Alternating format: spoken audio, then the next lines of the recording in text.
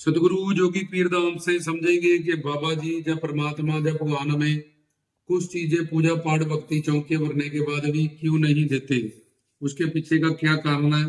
कुछ लोग फिर अंधविश्वास में भटकते हैं, डामाडोल हो जाते हैं, यहाँ से ये नहीं मिला वहां से वो नहीं मिला, तो अंधविश्वास में भटकते हैं, दर दर फिर सारी जिंदगी ठोकर खाते रहते हैं। तो पहली बात, जो भी हम कामना लेके भगवान के पास जाते हैं उसके प्रति हमारी पात्रता होनी चाहिए। समझो कि किसी ने मांगा कि मेरे बेटा हो जाए, पर उसके किस्मत में ही नहीं था कि बेटा हो। अब पहले किस्मत बनेगी फिर उसको बेटा मिलेगा।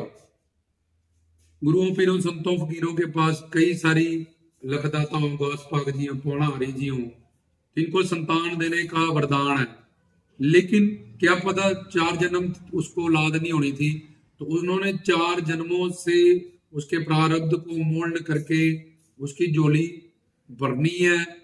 तो जैसे उसके पास वो मान गए कि तुमने ये फरियाद की, मैं तुम्हें ये चीज देने को तैयार हूं, लेकिन कहां दूं ये बताओ।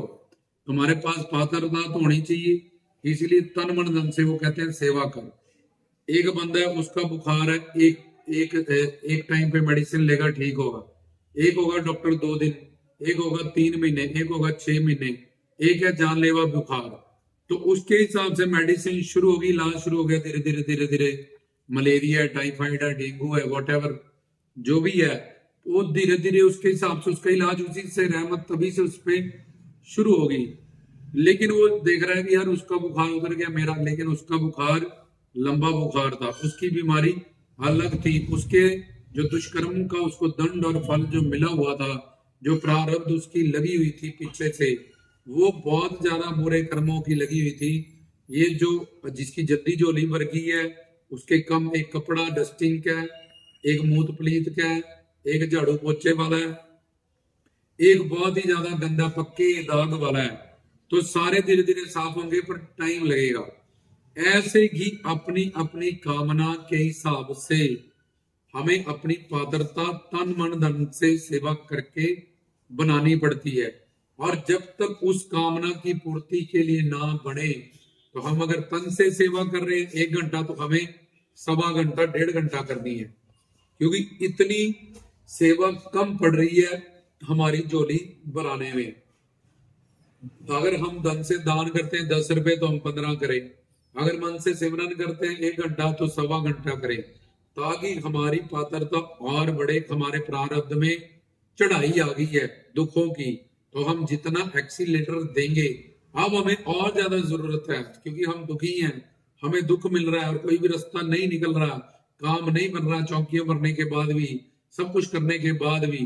क्यों? क्योंकि हमारी जो प्रारब्ध है बहुत ज्यादा खराब हो रखी है, हमारी जो किस्मत है बहुत ज्यादा खराब, हमें जो फल मिल रहा है, दंड मिल रहा है, अपने बहुत बड़े बड़े पापों का मिल रहा है पिछले जन्म।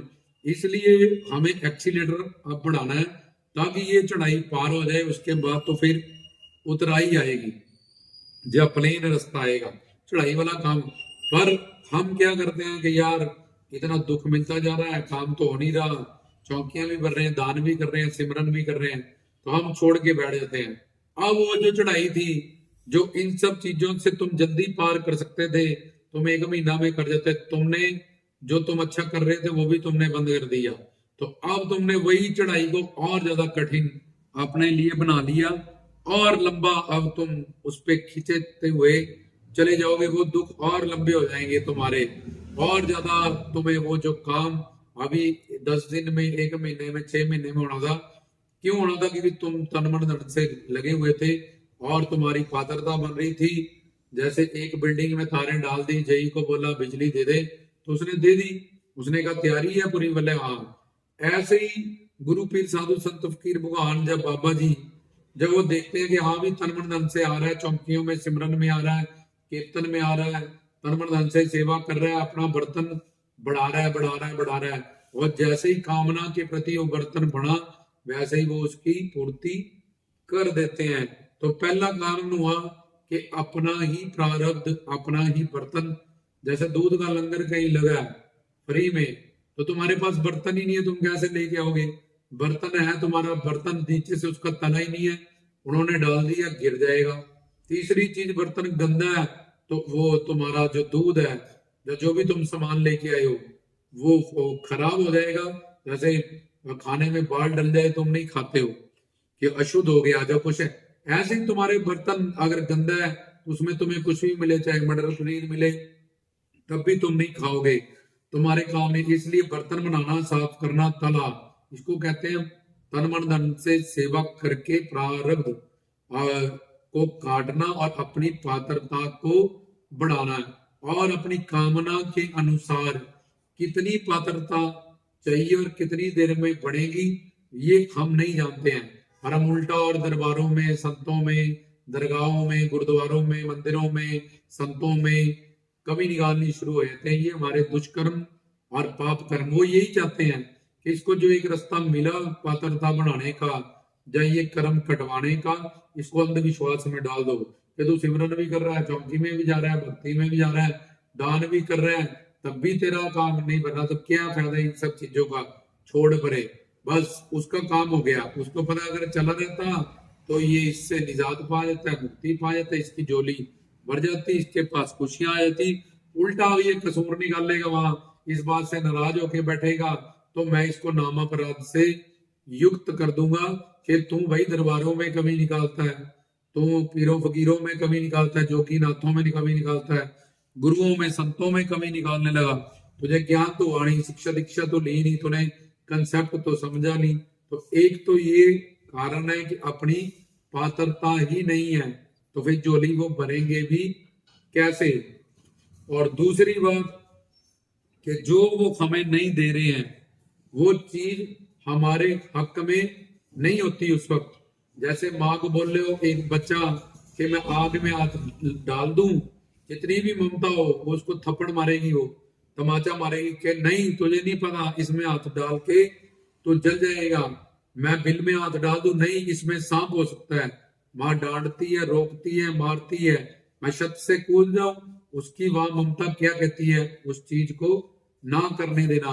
क्योंकि गुरु संतों फकीरों को, महात्माओं को हमसे प्रारब्ध क्या फल लेगी, बेटा आ जाए, अब उसने इतना वो बिगड़ गया क्योंकि तुमने बेटा मांगा, सिर्फ उसके साथ उसकी शादी भी हो, उसके भी आगे चले, वो संस्कारी भी हो, तुम्हारी सेवा, तुमने तो एक अरदास रखी थी, उसके साथ कितनी सारी कामनाएं आ जुड़ी है, उनको पता मांगने आई है, कल को इसका वो इसको तंग करेगा और एक दिन ये पछताएगी कि मैंने क्यों औलाद मांगी, मैंने क्यों ये चीज मांगी, तो तब ये कसूरवार मुझे ठहराएगी। तो आप तो जानते थे पीर साहब, बाबा जी, गुरु जी के मेरी प्रारब्ध मुझे आने वाले टाइम में क्या फल थी, मैं आपकी संतान थी, आपका बच्चा था, बच्ची थी, आपको मुझे समझाना चाहिए था कि ये चीजें मेरे हक में नहीं है। जैसे जिसको शुगर हो जाती है वो मीठा बंद कर देता है, बीपी हो जाता है नमक कम कर देता है, ऐसे ही गुरु संतों को, शक्तियों को ये पता होता है कि इसकी प्रारब्ध इसको क्या फल देना है। मुझे मोटरसाइकिल ले दो, प्रारब्ध है कल एक्सीडेंट रहा, बोले नहीं अभी एक हफ्ता लेट देंगे, तूने कहीं नहीं जाना, कल यहाँ बर्तन मांजने हैं। तो बोले यार ना मुझे मोटरसाइकिल लेने दिया, मैं अपने दोस्त के, और मुझे यहाँ ड्यूटी लगा दी है, उन्होंने उसको बचा लिया। लेकिन वो अपनी बुद्धि चलाएगा, पर उनको पता है कि ये जो मांगने आया ये चीज इसके हक की नहीं है, इसको लेके ये बर्बाद हो जाएगा और फिर मुझे कसूरवार ठहराएगा। ऐसे मुझे सर्वज्ञ सर्वंतरयामी, तुम ही हो माता पिता, तुम ही हो बंधु सगा, तुम ही हो। तो जो चीजें हमारे हक में नहीं होती हैं वो उल्टा रोक देते हैं कि ये चीज इसको कभी मत मिले, जब तक ये चीज इसके अनुकूल ना आ जाए, इसके हक में ना आ जाए। जैसे प्रतिकूल मौसम की सब्जियां तुम खाते हो तो पेट खराब हो जाता है, प्रतिकूल चीज को जब तुम उसकी फसल करना चाहोगे तो तुम्हें सृष्टि के उल्ट जाना पड़ता है। जो नियम है मुंह से खाओ, आंख से देखो, अगर कोई उल्ट करेगा तो उसको बेवकूफ जब पागल कहते हैं, उसको उसका दंड मिलता है। अगर वह 10 रोटियां खा लूं मैं और 2 ही पचाने की शक्ति हो, तो जिद करे, बड़ी सवाल है, तो उसको दंड देगी ये सृष्टि और नेचर भी, पेट खराब होगा, डॉक्टर के पास जाएगा वो। तो इसी तरह से जो चीजें हमारे हक में नहीं है शक्ति जानती है, इसलिए चौकियां सिमरन तब यही कृपा आती है कि ये हमारे माता पिता ने, हमारे गुरुजनों ने, संतों ने, पवित्र शक्तियों ने हमारा अगर ये काम नहीं किया तो बहुत बड़ी एक कृपा थी जो वक्त गुजर के हमें समझ में आती है। तो वो चीजों को भी वो मना नहीं करते, वो चीजों को पहले हमारे हक में, कि मुझसे दुकान मांगने आया, मुझसे बिजनेस मांगने आया, मेरे बच्चों को सेटल कर दो, बच्चों को भेज दिया, वहां जाके रास्ते में कुछ आया तो बोले जी आप रोक लेते, आपको तो पता था।